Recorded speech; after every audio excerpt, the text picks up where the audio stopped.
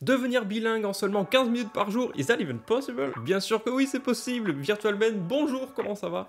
Il y a à peu près plus d'un an, j'ai fait une vidéo comment s'améliorer rapidement en anglais. Et du coup, aujourd'hui, cela fait 365 jours d'affilée que j'ai utilisé l'application Duolingo.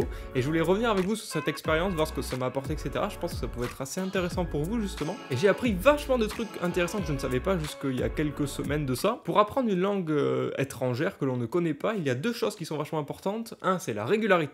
Et deux, c'est le temps d'exposition à la langue. Si on compare avec moi qui va apprendre l'anglais, admettons, et un bébé qui vit en Angleterre ou aux États-Unis et qui apprend l'anglais parce que c'est sa langue maternelle, ce bébé, en l'espace de 3 ans jusqu'à qu'il parle, il va être exposé à environ 15 000 heures d'anglais on a daily basis, donc tous les jours.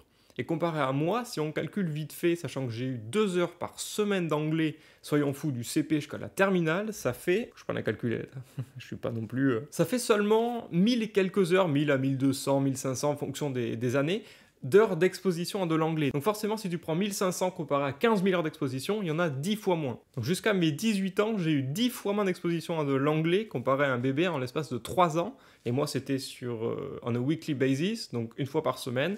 Et l'autre, c'était on a daily basis, donc tous les jours. T'as vu, je passe des petits mots d'anglais et tout, c'est stylé un peu. Donc forcément, j'ai 10 fois moins de chances d'être bilingue qu'un bébé qui est né aux États-Unis, admettons, et qui apprend l'anglais en langue maternelle. Donc Duolingo, qu'est-ce que c'est? Il n'y a pas de placement de produit ou quoi que ce soit, hein, j'adore cette application. Ça te permet d'apprendre une langue complètement gratuitement, que ce soit de l'anglais, du français, de l'hawaïen, de l'espagnol, du brésilien, ce que tu veux, j'en sais rien moi. Choisis une langue qui te plaît et elle y est sur Duolingo normalement. En fait, c'est plein d'exercices sous forme de thème, par exemple le voyage, la nature, le repas, les verbes, etc.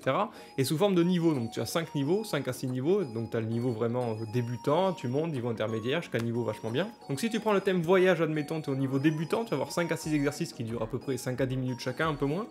Dès que tu as fait les 5 tu les as réussi, tu passes au niveau suivant, puis au niveau suivant, etc. Et tu as ça sur une palanquée d'exercices. Tu as également des histoires, tu écoutes des histoires des gens parler, tu peux écouter, tu peux prononcer, etc. C'est vraiment bien. Junior is at the airport. He talks to the woman at the desk. Can I help you? I want to buy a ticket to Barcelona. Where are your parents? Et sur l'application, un peu comme sur Snapchat, une fois que tu as complété un exercice par jour, tu gagnes une petite flamme. Et plus le temps passe, plus tu gagnes des flammes. Et moi aujourd'hui, je suis à 365 flammes, donc 365 jours d'affilée que j'utilise Duolingo.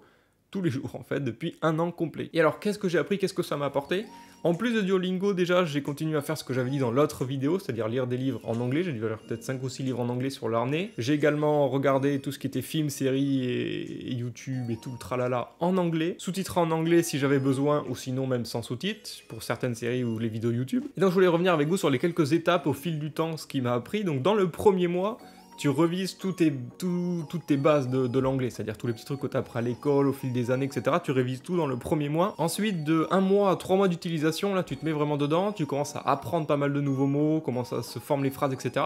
Et en plus de ça, t'apprends et tu retiens le vocabulaire. Tu te dis, putain, ah ouais, ce vocabulaire, je me rappelle, je l'ai appris dans telle leçon, ça je l'ai là, ça je l'ai là, c'est vachement stylé.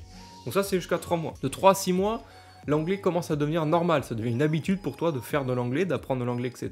Si en plus tu fais des trucs extérieurs, comme tu continues les cours si t'es encore à l'école, ou tu continues à regarder des séries, tu joues, tu fais lancer rien, toutes les heures d'exposition que tu peux rajouter dans ta vie quotidienne, c'est génial, ça va te faire apprendre l'anglais le plus rapidement possible. Donc ça devient une base pour toi, l'anglais, c'est plus trop une langue étrangère, ça devient une langue comme une autre, c'est pas forcément ta langue maternelle, mais tu arrives à comprendre pas mal de trucs, c'est assez intéressant. Et ensuite tu as la dernière étape, c'est de 6 mois à 1 an, et donc là, c'est vraiment l'anglais, c'est freestyle, c'est t'en peux plus, c'est ta langue maternelle quasiment. J'exagère bien évidemment, mais moi ça fait voilà une bonne année là maintenant que je fais ça. Maintenant, moi, entendre de l'anglais, ça m'est pas familier comme le français, on va dire, mais ça m'est pas non plus complètement étranger comme avant. Entendre du français, c'est normal, entendre de l'anglais, bon, ça me dérange pas. Tu vois, c'est classique pour moi, ça devient une habitude. Pareil quand je lis de l'anglais, pareil sur plein de trucs. Là où maintenant tu vas me montrer par exemple de l'espagnol, de l'allemand, d'autres trucs du chinois, je pipe rien, tu vois. L'anglais, bah ouais, pas de problème. Si c'est anglais ou autre chose, anglais ça me va. Français ou anglais, bon, je m'en fous presque. Après, il y a toujours des mots de vocabulaire, etc. que t'apprends, mais que je connais pas tout partout. Pareil, tu regardes un film ou une série complètement en anglais, tu vas comprendre peut-être 95% de la série. Tu vas pas tout comprendre, mais c'est toujours mieux que 20% avant que je comprenais, tu vois. Donc c'est toujours une évolution, et t'apprends tout au long de ta vie, je pense, toujours des mots de vocabulaire, etc., comme en français des fois. Et aujourd'hui, ça m'arrive même des fois, des mots que j'ai appris ou des trucs que j'ai appris en anglais, de les ressortir également dans mes trucs en français, ou de penser en anglais d'abord dans ma tête, et ensuite de le retraduire pour le sortir en français. Ça, quand ça m'est arrivé la première fois, j'étais là, wow, qu'est-ce qui s'est passé? Am I speaking English right now? Oh my goodness, what am I doing? J'ai pas fait ça dans une conversation, hein, comme toi. Mais j'étais là, putain, genre des mots, genre comme tout à l'heure, on a daily basis, toi, ça c'est un truc que j'ai appris, je me suis dit, putain, comment on traduit ça en français? Ah oui, mais régulièrement, tous les jours, ouais, voilà. Et tu comprends comment l'anglais est construit, comment le français est construit, comment l'un et l'autre, des fois, sont mis ensemble. Parce que autant nous en français on utilise des mots anglais, et autant en anglais on utilise des mots français. C'est vachement stylé. Si vous voulez du coup apprendre une langue étrangère, pensez à régularité et heure d'exposition. Si vous êtes encore à l'école, ne comptez pas que sur l'école pour être bilingue ou pour avoir un bon niveau en anglais, ça ne marchera pas, parce que 2 heures par semaine, ce n'est pas du tout assez. Pensez à un bébé nourrisson qui lui a 7 heures par jour. Pendant ces 3 ans, il y en a 15 000 heures. Toi, tu vas en faire à peu près 15 000 max. Donc si t'es encore à l'école, tu peux pas compter sur l'école. Si tu es plus à l'école, ben, tu peux plus du tout compter sur l'école. Donc Duolingo, c'est plutôt pas mal. Et en plus, ça prend pas beaucoup de temps parce que tu peux en faire pendant une demi-heure, 1 heure si tu veux. Mais si t'as vraiment pas le temps, un petit exercice, tu peux le faire en quelques minutes. Genre en 5 minutes max, c'est fait. Donc si tu prends les transports en commun, tu peux faire ça vite fait dans le train, dans le bus ou ce que tu veux. Tu vas au chiottes, même tu peux faire ça si tu veux. T'as un rendez-vous, tu peux faire ça. Donc tu peux vraiment faire ça vachement rapidement.